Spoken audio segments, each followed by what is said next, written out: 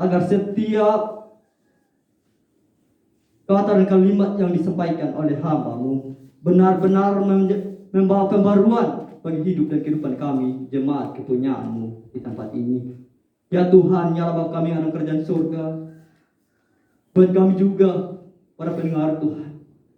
Kiranya Tuhan berikan kami hikmat pengertian yang berasal daripada Tuhan dalam mendengarkan kebenaran firman-Mu, agar menjadi penuntun akan hidup dan kehidupan kami dalam sisa hidup yang Tuhan anugerahkan bagi setiap kami. Inilah hidup dan kehidupan kami. Mari Tuhan berfirman di tengah-tengah kami, karena kami jemaat-Mu telah siap mendengarkan kebenaran firman. Di dalam nama Tuhan kami Yesus Kristus, firman yang hidup itu, kami berdoa kepada Bapa di surga. Amin. Firman Tuhan yang ditentukan oleh Sinode Gemit untuk kita belajar bersama pada saat ini, Lukas 17 ayatnya yang ke-11 sampai ayatnya yang ke-19. Bunyinya demikian. Ke-10 orang kusta. Dalam perjalanannya ke Yerusalem, Yesus menyusur perbatasan Samaria dan Galilea. Ketika ia memasuki sebuah desa, datanglah ke-10 orang kusta menemui dia. Mereka tinggal berdiri agak jauh dan berteriak, "Yesus, Guru, kasihanilah kami." Lalu ia memandang mereka dan berkata, "Pergilah, memperlihatkan dirimu kepada imam-imam." Dan sementara mereka di tengah jalan, mereka menjadi tahir. Seorang dari mereka, ketika melihat bahwa itu telah sembuh, kembali sambil memuliakan Allah dengan suara nyaring, lalu tersungkur di depan kaki Yesus dan mengucap syukur kepadanya. Orang itu adalah seorang Samaria. Lalu Yesus berkata, "Bukankah ke-10 orang tadi semuanya telah menjadi tahir? Di manakah yang ke-9 orang itu? Tidak adakah di antara mereka yang kembali untuk memuliakan Allah selain daripada orang asing itu?" Lalu ia berkata kepada mereka, orang itu, "Berdirilah dan pergilah, imanmu telah menyelamatkan engkau." Demikian firman Tuhan.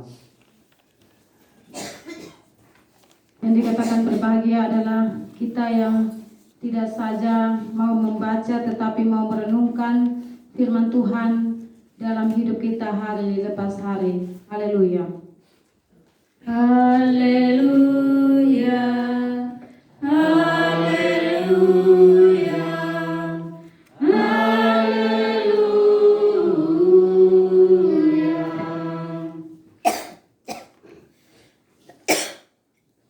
Shalom. Salam. Selamat Naye. Baik Bapak Mama, ketika mengucapkan salam itu jangan dengan sedikit tumpuk tanduk. Tahu maksud saya? Jadi maksudnya ketika mengucapkan salam itu dengan senyum. Jangan dengan muka 45 karena ini sudah tahun 2022. Iya ya. Baik Bapak Mama, saudara-saudara yang saya kasih dalam Tuhan Yesus, sebelum saya menyampaikan khotbah, saya ingin sedikit mengatakan kepada kita, kenapa tadi di awal saya sedikit menahan diri untuk mulai kebaktian karena ada satu keluarga yang datang dengan beban kepada saya. Jadi keluarga itu sedang dalam persoalan yang agak sedikit rumit. Tidak ada di antara kita sekarang. Kita sebentar turut mendoakan supaya masalah seberat apapun jangan sampai membuat keluarga-keluarga ini semakin jauh dari Tuhan. Karena sebenarnya secara roh mereka rindu untuk ada di tengah-tengah kita. Tetapi mungkin ada satu dan lain hal yang membuat tidak ada di sini. Nah itu tiba-tiba bayangan mereka datang. Itu cara Tuhan Bapak Mama. Datang untuk menyatakan bahwa mereka sedang bergumul.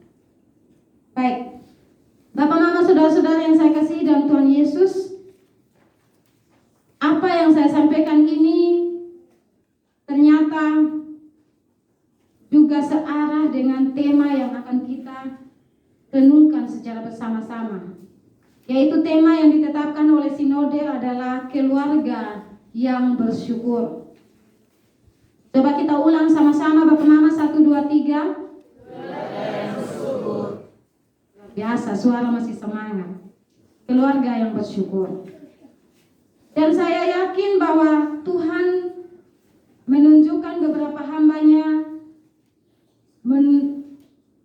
menampakkan muka kepada saya sebagai pemimpin pada hari ini, bukan suatu kebetulan. Tetapi kemungkinan ada rasa syukur yang belum tercapai. Itu kemungkinan menurut saya.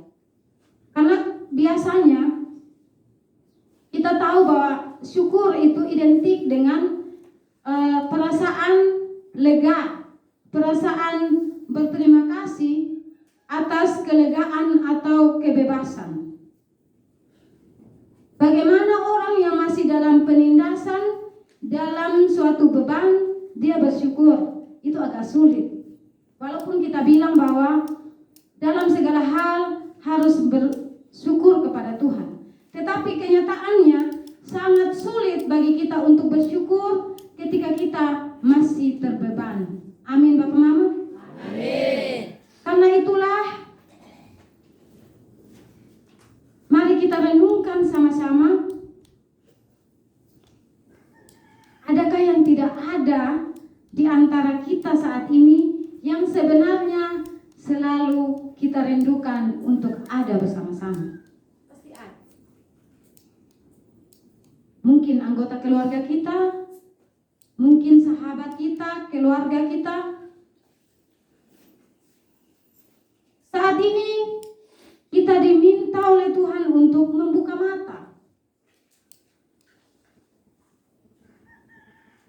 akan beban atau pergumulan sesama kita. Kita perlu merenung kenapa orang beribadah. Jadi orang kalau datang beribadah identik atau sama juga dengan datang bersyukur kepada Tuhan. Pertanyaannya, kalau orang tidak datang ibadah, apakah berarti bahwa dia tidak bersyukur? Itu adalah pertanyaan yang hanya bisa kita yang menjawab di dalam hati. Dan jawaban kita tidak bisa kita paksakan harus diterima orang lain atau sama seperti pemikiran orang lain. Maksudnya apa Bapak Mama? Ketika ada orang yang tidak datang beribadah, sedangkan menurut kita ibadah itu adalah ungkapan syukur kepada Tuhan. Lalu ada saudara-saudara kita tidak ada. Apakah bisa kita kemudian menghakimi bahwa oh kamu tidak bersyukur kepada Tuhan? Oh kamu tidak mau berterima kasih kepada Tuhan? Itu bukan hak kita. Bukan hak kita Bapak Mama. Yang merupakan hak kita hanyalah untuk diri kita sendiri. Tetapi Bapak Mama, kita memiliki kewajiban untuk mendoakan sesama kita. Jadi ingat, ini bukan hak kita untuk menghakimi orang. Jangan langsung bilang, kenapa lu kemana sana pergi gereja? Pulang rumah, marah-marah di kita pun adik bilang, kenapa lu sana pergi gereja, sana pergi sekolah minggu? Bukan hak kita untuk menghakimi seperti itu. Tetapi kewajiban kita untuk memberikan teladan, memberikan contoh, dan juga menggumuli apa yang menjadi beban mereka. Karena apa Bapak Mama? Ketika kita memaksakan apa yang ada di pikiran kita untuk diterima oleh orang lain, tanpa kita memikirkan perasaannya, pertimbangannya, bisa jadi bukannya kita menarik orang untuk masuk ke hadirat Tuhan, tetapi kita malah suruh dia pulang cepat dan jangan datang lagi. Bapak, mama, saudara-saudara yang saya kasih dalam Tuhan Yesus, orang beribadah adalah tanda syukur. Tetapi bukan berarti hanya melalui yang kita lihat dengan mata kepala kita. Ada juga orang yang beribadah di dalam hati secara diam-diam kepada Tuhan. Ada orang seperti itu. Ada juga orang yang mengatakan bahwa bersyukur itu tidak lengkap kalau tidak datang berbakti bersama-sama dengan saudara-saudara seiman. Untuk semuanya itu baik adanya. Jika kita rindu bahwa di dalam persekutuan kita selalu tidak kekurangan jiwa, maka luangkan waktu, berikan hati untuk menggumuli apa yang menjadi beban orang. Bapak, mama, saudara-saudara yang saya kasih dalam Tuhan Yesus, di dalam firman ini ada 2 tipe orang. Dari 10 orang kusta ini kita bisa belajar bahwa ada 2 tipe. Yang paling banyak itu adalah yang tidak kembali untuk bersyukur kepada Tuhan. Yang paling banyak yaitu 9 orang tidak datang kembali kepada Tuhan untuk berterima kasih, untuk bersyukur. Pertanyaannya bagi kita yang hadir pada hari ini, apakah kita bagian dari 9 orang itu? Ada satu tipe orang lagi, yaitu yang dia tahu bahwa kesembuhan, mujizat itu datang dari Tuhan, dan karena itu dia wajib untuk datang bersyukur kepada Tuhan, mengungkapkan terima kasih atas mujizat Tuhan. Dan orang itu adalah orang Samaria. Kalau secara Alkitabiah, Bapak Mama, orang Samaria itu identik dengan orang-orang yang jauh daripada Tuhan. Tetapi kenapa pada saat dia terlepas dari beban itu, dia datang bersyukur kepada Tuhan? Ini sebenarnya renungan yang sangat tajam bagi kita, Bapak Mama. Jangan sampai kita berlaku seperti 9 orang tadi. 9 orang ini bisa dikatakan di dalam Alkitab ini, kalau menurut bahan khotbah yang dari sinode, mengatakan bahwa itu adalah orang-orang Yahudi sebenarnya yang tahu akan Tuhan, yang dekat dengan Tuhan, lalu dia dicobai dengan penyakit kusta.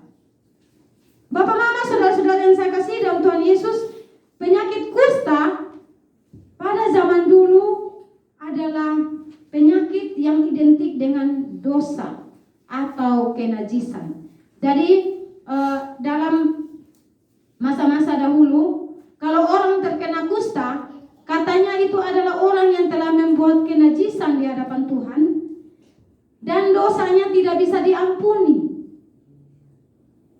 Bapak, mama, saudara-saudara yang saya kasih dalam Tuhan Yesus, bagaimana orang yang sebenarnya dekat dengan Tuhan, ketika dikasih pencobaan oleh Tuhan, tiba-tiba dilegakan atau diangkat bebannya, dia lupa bersyukur. Ini menjadi renungan yang tajam bagi kita, Bapak Mama. Bukan hanya untuk Bapak Mama saja, tetapi untuk saya sendiri. Mungkinkah dalam kehidupan saya akan berlaku seperti 9 orang ini, yang sebenarnya dekat dengan Tuhan, tetapi diberikan pencobaan, walaupun Tuhan sudah mengangkat beban itu, lupa bersyukur? Jika demikian, Bapak Mama, silakan. Bapak Mama, saudara-saudara yang saya kasih dalam Tuhan Yesus, berlakulah seperti seorang Samaria ini. Walaupun Samaria ini identik dengan orang-orang yang tidak mengenal Tuhan, yang banyak melakukan dosa, tetapi dia tahu bahwa ketika dia datang ke hadirat Tuhan dan Tuhan mengangkat bebannya, satu yang harus dia perbuat adalah kembali dan bersyukur, berlutut di hadapan Tuhan dan bersyukur atas kebebasan yang dia peroleh. Bapak, Mama, saudara-saudara yang saya kasih dalam Tuhan Yesus, firman ini mau mengajarkan kepada kita untuk melakukan dalam setiap langkah hidup kita. Yang pertama, jangan lupa bersyukur. Karena apa, Bapak, Mama? Memang benar kehidupan kita banyak beban, tetapi terlampau banyak lagi berkat yang kita terima. Ada amin, Bapak, Mama? Amin. Ya. Memang hidup kita banyak beban, Bapak, Mama. Orang Kristen bukanlah umat yang dijanjikan Tuhan bahwa hidupnya itu mulus saja. Kalau kita lihat seperti air embung. Air embung itu tenang, rata saja dia punya atas, dia punya permukaan. Kehidupan orang Kristen itu Tuhan bilang seperti laut. Ada saatnya awe nawadahi. Kalau nawadahi istilahnya batu karang saja di bawah bisa terbolak-balik. Ada saatnya kita akan memikul beban yang terlalu berat. Entah itu sakit penyakit, entah itu masalah rumah tangga, entah itu masalah anak-anak kita yang membangkang, yang tidak ikut apa mau kita sebagai orang tua, atau entah itu anak-anak yang merasa bahwa orang tua tidak pernah menghargai perasaannya, tidak pernah menghargai pendapatnya, ataukah masalah antar kakak beradik yang entah bagaimana, yang kakak bilang adik tidak menghargai kakaknya, yang adik bilang kakak tidak menganggap dia. Seberat apapun beban, datang kepada Tuhan. Kalau kita lari kepada yang lain, tidak akan ada kebebasan. Yang ada kita sudah jatuh tertimpa tangga. Ungkapan ini saya mau bilang, Bapak, Mama, misalnya ketika ada masalah dalam kehidupan kita, entah misalnya yang menurut kita masalah ini bisa diselesaikan oleh orang-orang pintar. Sepintar apa dia? Apakah lebih pintar daripada Tuhan? Bapak, Mama, saudara-saudara yang saya kasih dalam Tuhan Yesus, jika kita jalan memilih sampai di persimpangan jalan, kita memilih dua jalan sama-sama, tidak bisa. Kita hanya bisa memilih salah satu jalan supaya kita bisa bergerak maju. Entah di ujung jalan itu menuju kebaikan atau kebinasaan, tergantung pilihan kita. Karena itu, Bapak, Mama, sangat disesalkan ketika kita adalah orang Kristen tetapi lupa caranya datang kepada Tuhan. Caranya datang kepada Tuhan itu tidak susah. Ada ungkapan lama mengatakan bahwa ketika kita ingin datang ke hadapan Tuhan itu tidak jauh, hanya sejauh lutut dengan lantai. Artinya apa, Bapak, Mama? Ketika kita datang, benar-benar datang kepada Tuhan dan berlutut di hadapan Tuhan, serahkan semua beban, Tuhan akan mengangkat. Tapi jangan ada di dalam hati bahwa bilang begini, kita mau berdoa dulu. Betul kosong dia, Tuhan akan angkat betapun beban. Kalau ada keraguan seperti itu, niscaya Tuhan tidak akan bekerja. Dan kalaupun Tuhan bekerja, pencobaan demi pencobaan semakin besar dalam kehidupan kita, Bapak, Mama. Karena iblis juga bekerja sama-sama waktu itu, bersamaan waktunya. Karena iblis sudah tahu bahwa, oh ini anak ini hamba Tuhan ini dia sedang bimbang. Karena itu semakin gencar kita berdoa, semakin gencar juga iblis ada berbisik di dalam telinga kita. Bapak, Mama, saudara-saudara yang saya kasihi dalam Tuhan Yesus, jangan ada alasan untuk tidak bersyukur. Kalau 9 orang ini mereka mungkin ada alasan bahwa syukur itu bisa kapan-kapan, bisa nanti-nanti saat. Kadang orang Kristen prinsipnya begitu. Atau mungkin dalam pribadi kita juga pernah seperti itu. Biar sudah ini kali tak usah pergi gereja. Minggu depan masih ada gereja. 2 minggu depan masih ada gereja. Biar sudah tetangga ada ibadat, biar mau menyanyi sampai gargantang sakit juga orang bilang, kok minggu depan masih ada ibadat di tempat lain. Kalau kita prinsip seperti itu, Bapak Mama, tidak akan sampai-sampai kita ke tempat ibadat. Benar atau tidak, Bapak Mama? Tetapi kalau kita selalu berprinsip bahwa apapun yang kita lakukan, apapun yang kita hadapi, harus bersyukur kepada Tuhan. Artinya kalau bersyukur, kata harus ini berarti sebuah kewajiban. Bapak, Mama, saudara-saudari yang saya kasih dalam Tuhan Yesus, yang kedua adalah bersyukur dalam persekutuan. Jadi Bapak, Mama, selain kita bersyukur dalam rumah tangga kita sendiri, dalam pribadi kita sendiri, sebagai orang percaya kita juga harus bersyukur dalam sebuah persekutuan atau ikut kebaktian-kebaktian. Ini bukan berarti bahwa Bapak Mama bilang begini, Ibu Fenty boleh omong mah, dia jarang-jarang datang ibadah. Bapak, Mama, saudara-saudari yang saya kasih dalam Tuhan Yesus, ketika kita melihat, sekali lagi, ketika kita melihat ada di antara kita yang tidak ada di dalam persekutuan-persekutuan, jangan menghakimi. Kita tidak tahu kesibukan atau beban apa yang mereka sedang hadapi. Tetapi cara yang terbaik adalah mendukung di dalam roh. Tuhan mendatangi dan menyembuhkan. Ini di dalam firman Tuhan mengatakan begitu. Orang-orang yang terkena kusta ini bukan 1 orang saja, tetapi mereka 10 orang. Dan saat itu mereka sama-sama berdoa. Kemudian Tuhan datang dan menyembuhkan.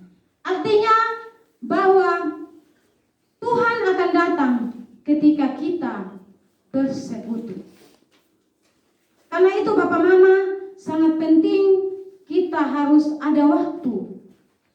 Kita harus mempersiapkan waktu untuk bersekutu bersama-sama dengan saudara-saudara seiman.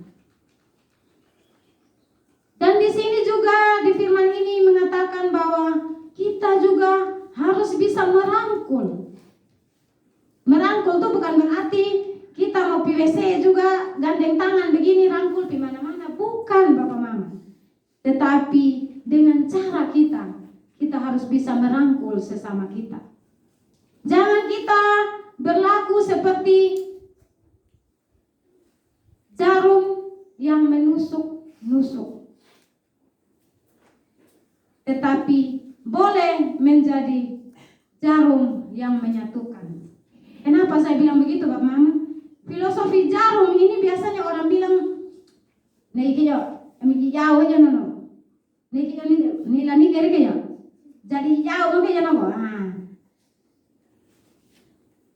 Sebenarnya jarum itu ada fungsi, Bapak Mama, menyatukan 2 atau 3 kain yang robek, yang terpisah-pisah harus menjadi penyatu.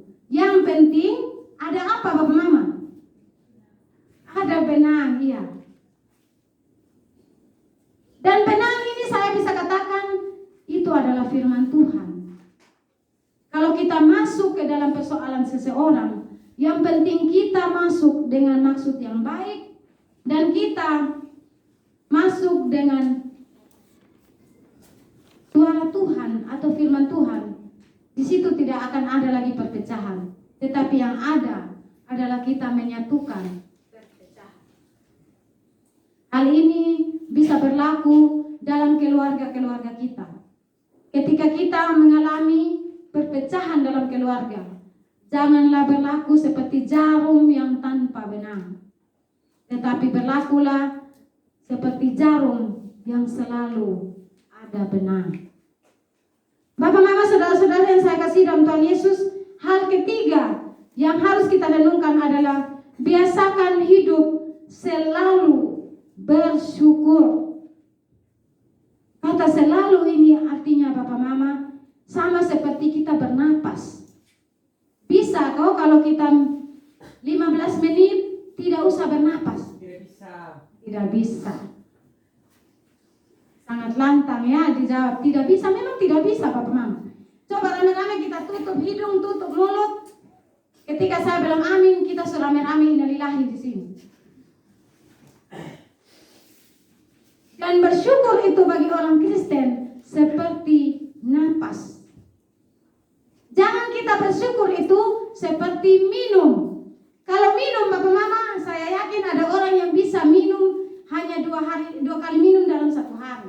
Yang sebenarnya dokter bilang harus sering-sering minum air, minimal 8 gelas. Tapi saya yakin orang Rejo kalau apalagi ada gembala domba, kambing, lupa bawa botol air, tapi pulang masih selamat. Kalau pergi lupa bawa napas, pulang tinggal nyawa, tinggal nama. Kalau lupa bawa air, masih pulang dengan nyawa. Jadi bersyukur itu jangan dimaknai seperti air minum, tetapi dimaknai seperti napas. Yang kalau kita tidak bernapas ya sama dengan kita mati. Kalau Bapak Mama mau coba, jangan coba di sini. Mari kita pulang rame-rame dan kita coba. Nanti pakai lem Alteco oleh sedikit di hidung dengan di bibir sini. Itu kita bahaya sudah.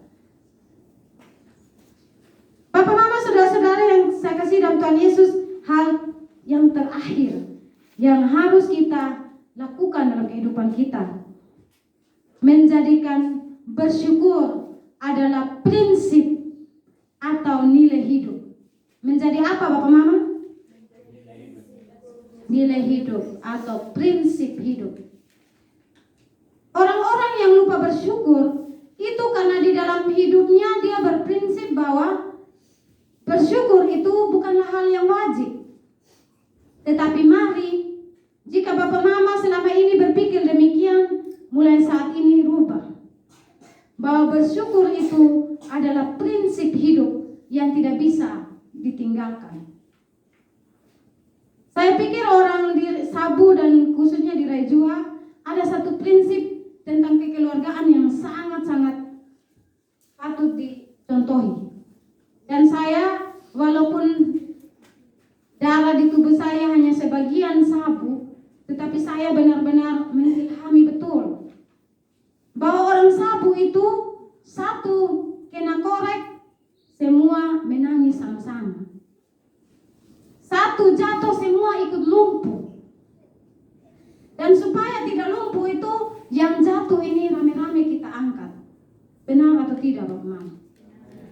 Dan hal ini menunjukkan kepada kita bahwa orang Rejua sangat menjunjung tinggi yang namanya kekeluargaan atau sifat menjaga keluarga.